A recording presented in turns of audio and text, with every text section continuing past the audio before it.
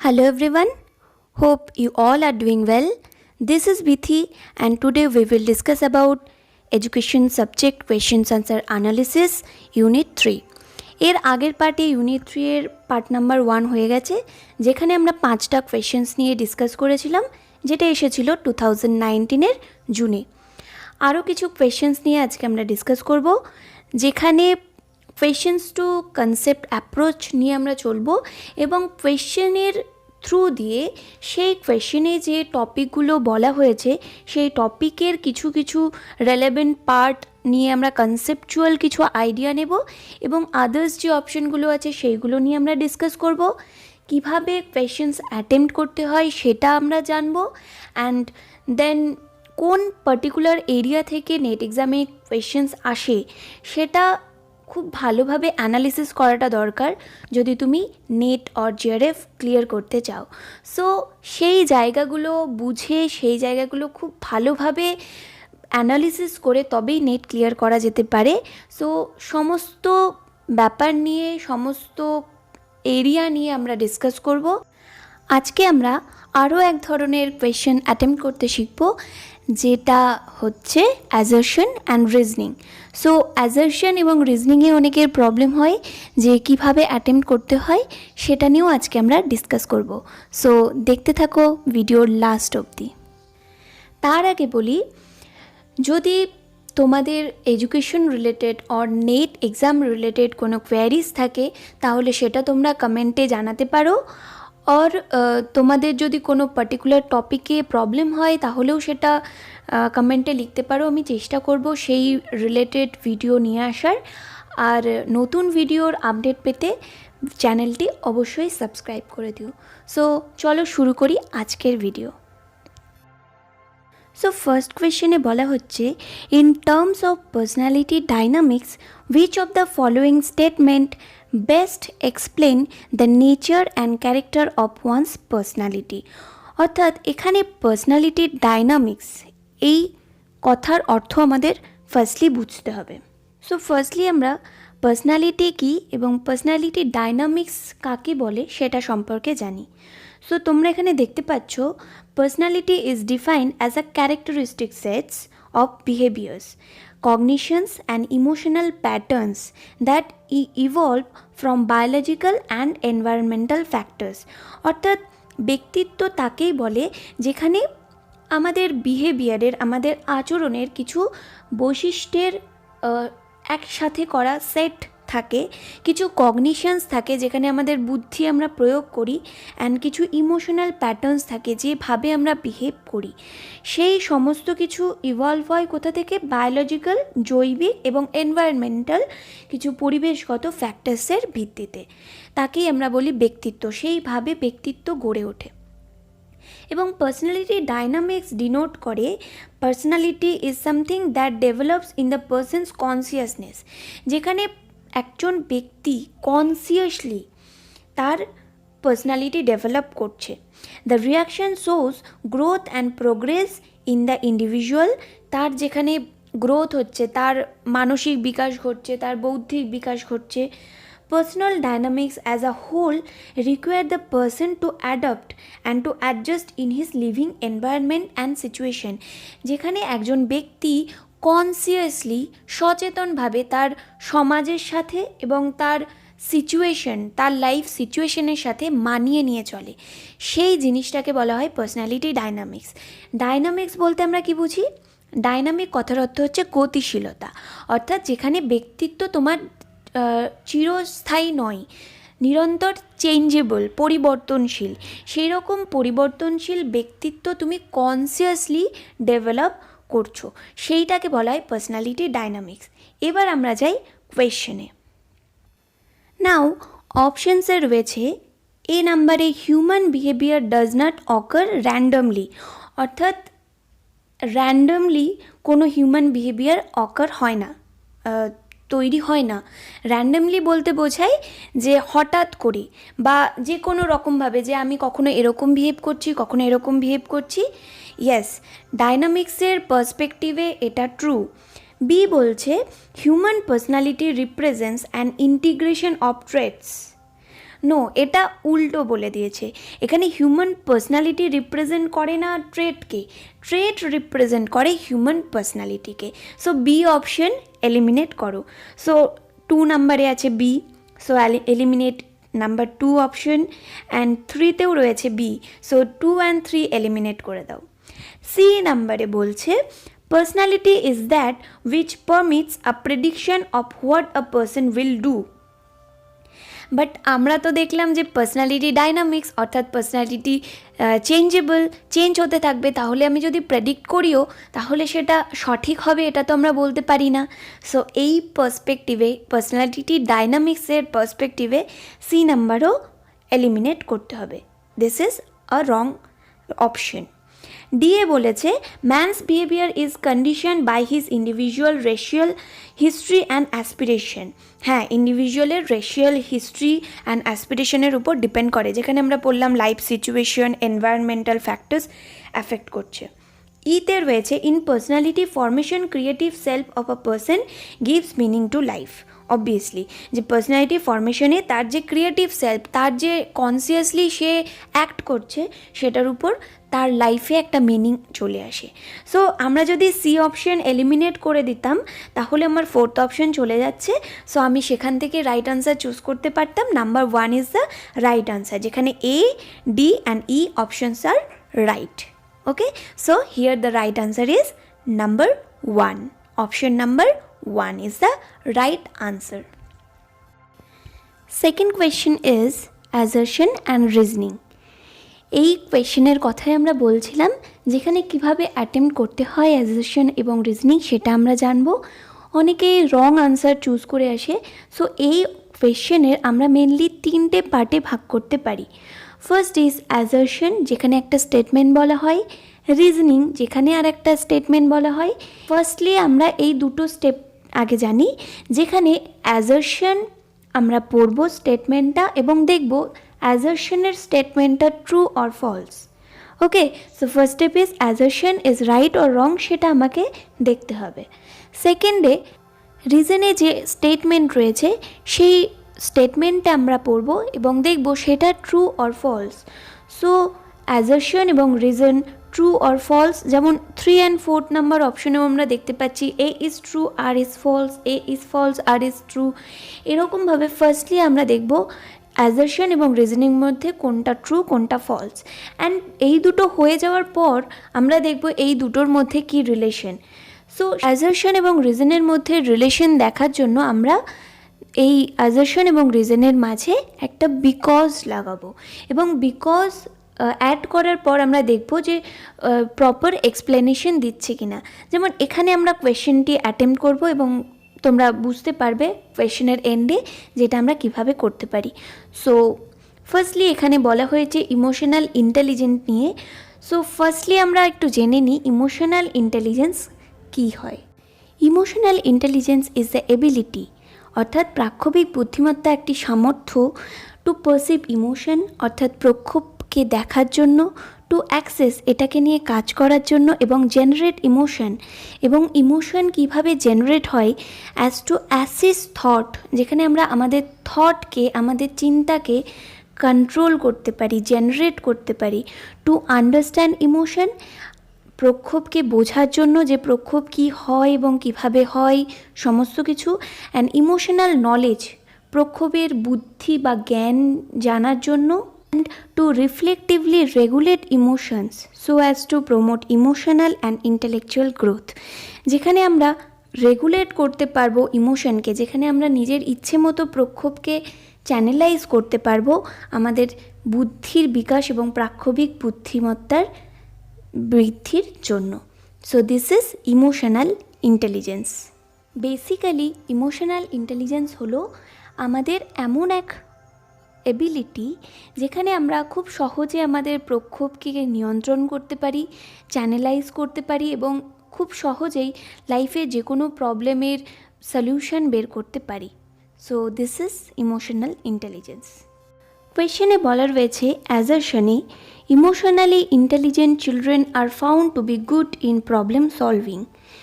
Yes, this is true যে emotional intelligent বাচ্চারা ভীষণ সহজে খুব ভালোভাবে লাইফের প্রবলেম সলভ করতে পারি। এবং তার রিজন কি দেওয়া হচ্ছে, emotional intelligence implies the capacity two integrate and manage the emotion. অর্থাৎ ইমোশনাল ইন্টেলিজেন্স তাদের ক্যাপাসিটি বিল্ড করে যেখানে সে ইন্টিগ্রেট ওয়েতে, একত্র ওয়েতে, ইন্টিগ্রেটিভ অ্যাপ্রোচে তার ইমোশনটাকে, তার প্রক্ষোভটাকে ম্যানেজ করতে পারে।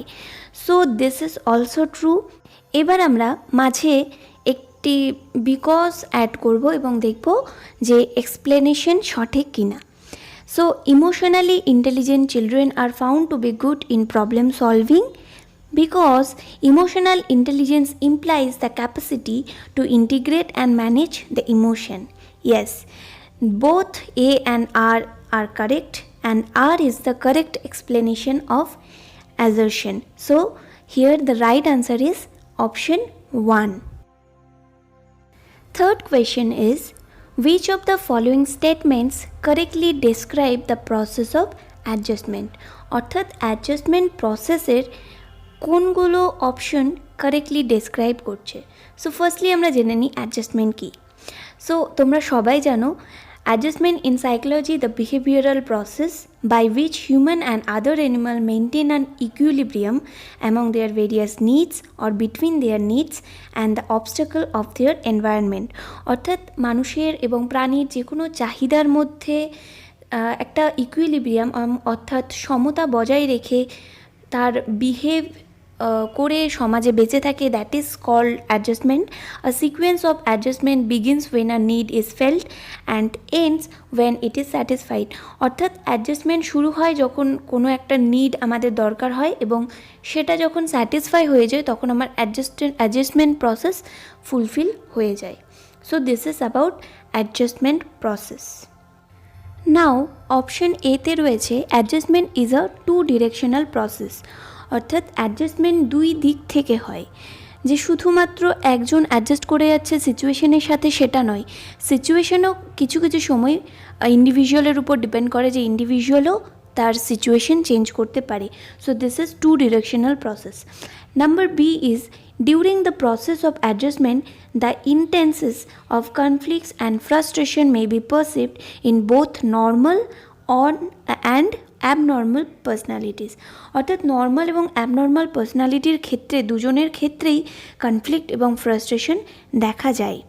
সি অপশনে রয়েছে adjustment involves conformity to norms. অর্থাৎ নর্মসের পরিপ্রেক্ষিতে অ্যাডজাস্টমেন্ট হয়। ডি অপশনে রয়েছে adjustment depends more on positive rather than negative reinforcement.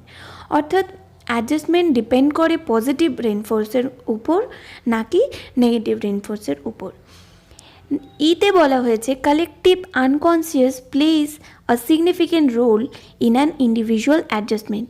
অর্থাৎ ইন্ডিভিজুয়ালের অ্যাডজাস্টমেন্টের ক্ষেত্রে collective unconsciousness significant role play করে। অর্থাৎ আনকনসিয়াসলি আমরা অনেক সময় অ্যাডজাস্ট করে ফেলি যে কোনো সিচুয়েশনে। সো দিস ইজ অপশনে রয়েছে। সো এখানে যে negative option that is D, because adjustment depends more on positive rather than negative, এটা রং option.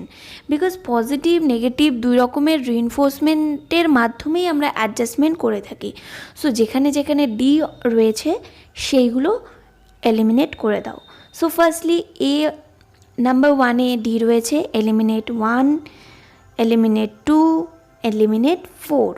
So the right answer is 3, যেখানে A, B and E is the right answer, right option. So adjustment is a two directional process. Yes, this is true. During the process of adjustment, normal abnormal দুজনের ক্ষেত্রে conflict frustration হয়. Yes, and collective unconscious plays a significant role. So this is the right answer. So option 3 is the right answer. Fourth question is very very important, যেটা প্রায় প্রত্যেক ইয়ারেই আমরা দেখতে পাই, যেখানে cognitive development theory given by পিয়াজের স্টেজেসের কথা বলা হয়েছে।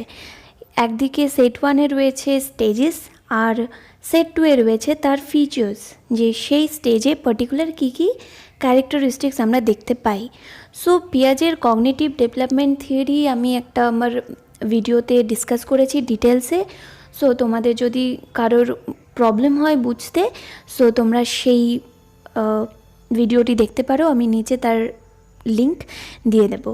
সো এখানে যেটা রয়েছে, এতে রয়েছে সেন্সরি মোটর স্টেজ, যেটা first stage 0 to 2 years, pre operational stage যেটা second stage 2 to 4 years, concrete operational 4 to 7 years এবং formal operational stage up to 18 years। So sensory motor স্টেজে আমরা মেনলি যে ক্যারেক্টারিস্টিক্স দেখতে পাই that is object permanence. So এ যদি 3 এর সাথে রিলেট করে যাই, আমি দেখছি যে এ এর সাথে 3 জাস্ট ওয়ান অপশনেই রয়েছে, অপশন নাম্বার 1এই রয়েছে। সো ইজিলি আমরা রাইট আনসার চুজ করতে পারি।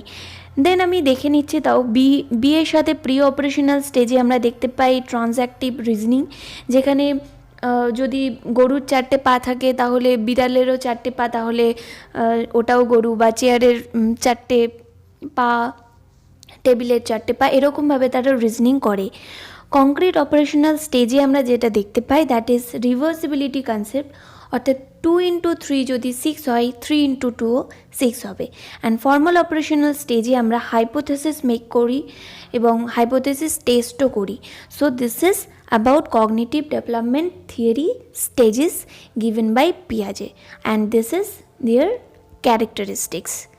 Okay,